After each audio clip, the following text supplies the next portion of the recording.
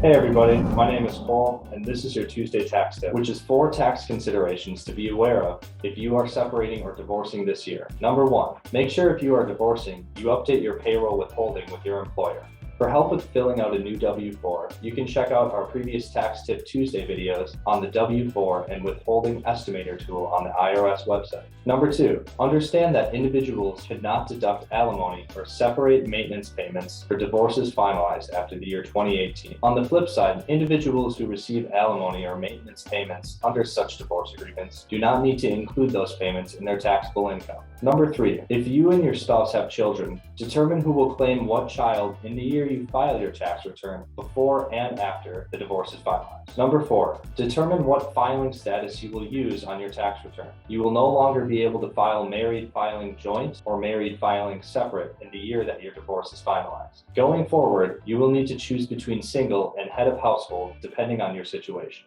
If you are still unsure who should claim what child or what filing status to use, please consult with your tax accountant or attorney.